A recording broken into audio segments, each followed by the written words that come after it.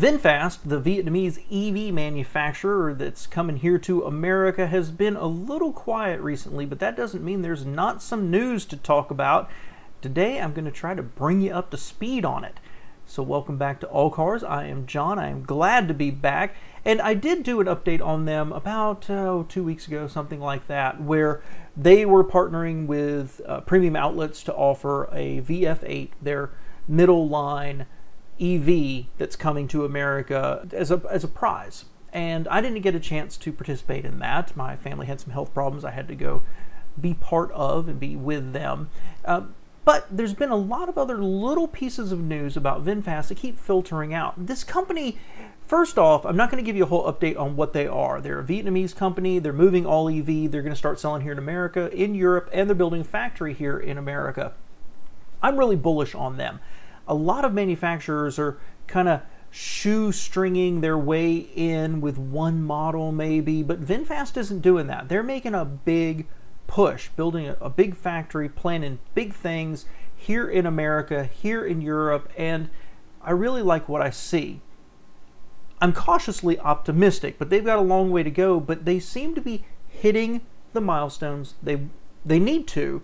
They seem to be keeping their word every single step of the way.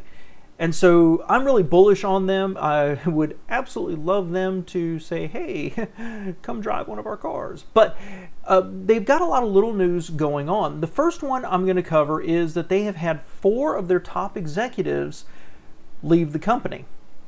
Now the question is, were they forced out or did they leave of their own accord? And it's a little bit of a mixed message. There was the Deputy Chief Executive Officer for Global Sales, Emmanuel Brett. He was supposed to be rolling out the global sales delivery. Frank Uvard, excuse me if I pronounced that incorrectly, Deputy CEO for Product Development. Hong Bei, Deputy CEO for Vehicle Technology Development. And Bruno Tavares, who had been Chief Finance Officer.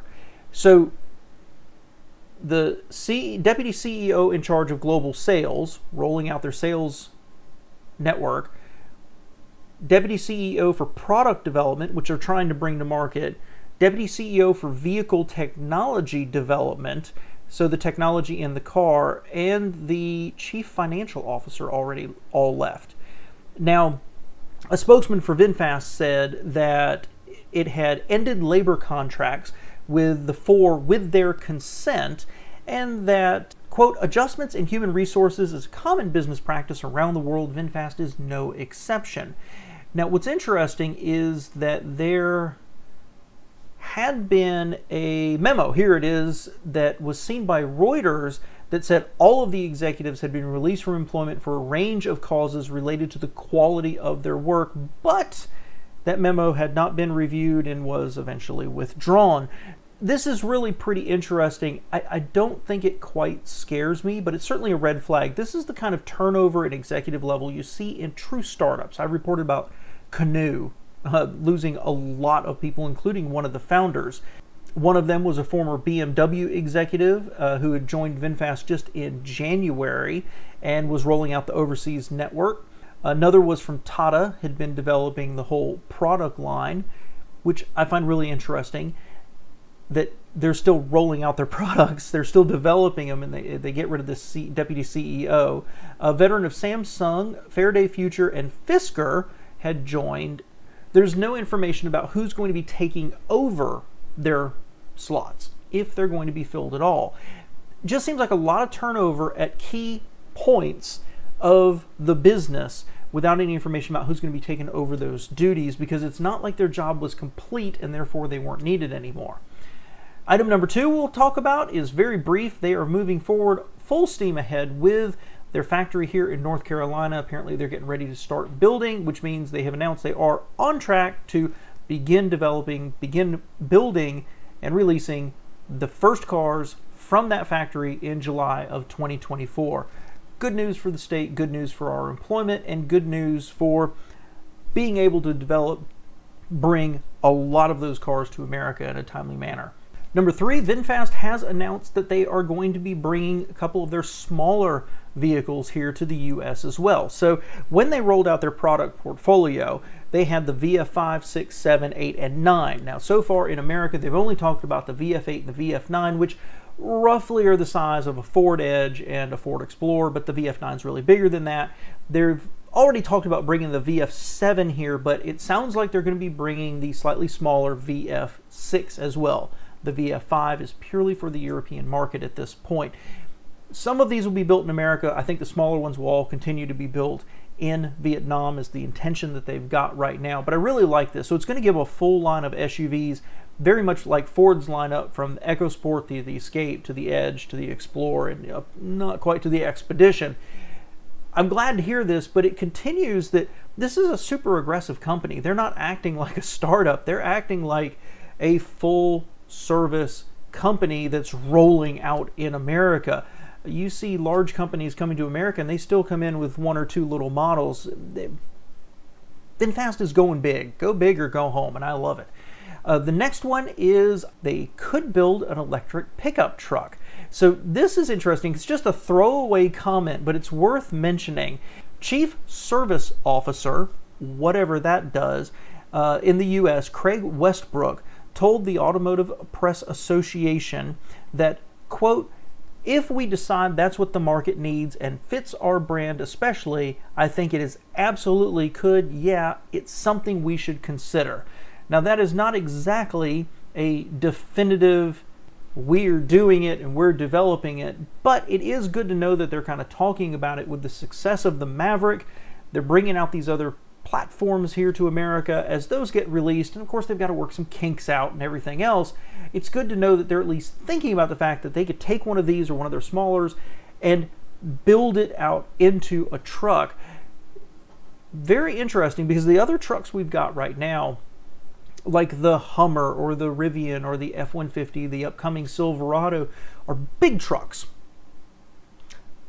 I don't know that they're going to compete up against those. I think they would have something more in line with the compact or something like the Maverick size. And I think that could be a really, really big hit. So we'll wait to see, but right now it's just kind of a throwaway comment saying that they're not actually developing it, they're not working on it actively, but it could be in the future. I like that.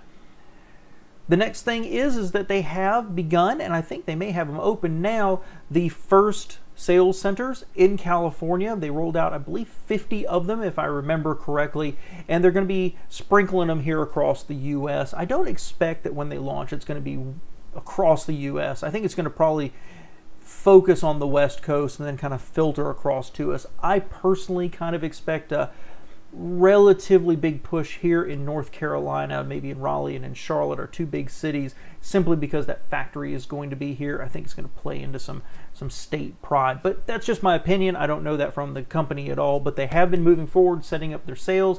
I did hear some numbers that they've had 8,000 pre-orders and more than, I think it was 50,000 globally for these products. So nice little start, but a little cautious there. That number seems touch low to me, but maybe not for something that's still months away. Now, the big news is that they have come out with what they're calling their Charged Up program. So if you do reserve one of their products between May 31st and September 30th, 2022, they're going to give you the option of a few different benefits. Previously, they'd announced that they were going to have a couple of sessions free charging with Electrify America. Most manufacturers do better than that. In fact, Chevy with the Bolt has been giving away free in-home chargers.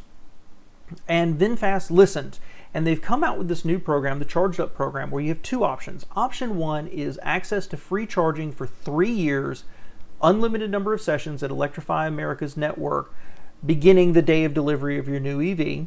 And then option 2 would be a free VinFast Level 2 home charger and a $1,200 credit to be applied towards the installation by a VinFast service partner. Well, this is great. This gives you the option. Do you want one or the other? Personally, I would take the in-home charging because I'm really not going to do that many long distance.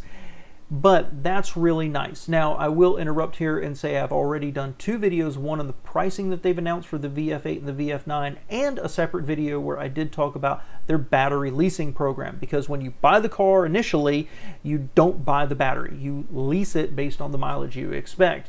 They are saying that later, maybe by the time the factory is running here in North Carolina, they probably will have an option where you can buy the battery at the same time. But regardless, if you're on the fence, you like what you're seeing, this really kind of amps up the offering for you to reserve one with them and get a free in-home charger at the same time. Now, in addition, you'll also receive a free year of their smart driving package, which includes level 2 assist, smart services suite, which is automated lane changing assist, smart parking assist, remote parking assist, smart summon mode, voice assistant, including Alexa, geofencing, time fencing, live traffic, satellite view, in-car shopping, mobile, home, and office enabling virtual assistant, streaming apps, games, web browsers, and smart home control. Whew! So they're giving you a lot of different stuff. I don't know how much this service for the car services will be on a monthly basis once you buy it. I just don't know at this point. But really amps up their offering if you want to reserve one. So like I said at the beginning, I'm really bullish on this company. The more I look at their products, the more I like them. Still wrestle with the pricing, still wrestle with that battery leasing program a little bit, but I've got to say, I'm impressed with the company. They are doing what they say they're going to do. They're doing it on the time frame that they say they're going to do it, and everything we've heard is they're moving very aggressively without a lot of the red tape you see in other big companies. If you see any of the other videos out there where people have gone to Vietnam to drive one of these cars and they talk about the aggressive schedule to get these out, people who've come from other companies to work for VinFast are like, yeah, but we don't have months of red tape. We notice something, we bring it up, and 2 days later it's fixed. So I'm super bullish on this company. The more I look, the more I like. I've got my fingers crossed for them, but right now I think they've got a pretty strong selection out there of offerings for people who are on the fence. I think this could be an option, and I'm going to keep an eye on them, and I'll keep bringing you all up to date. Thanks for being here.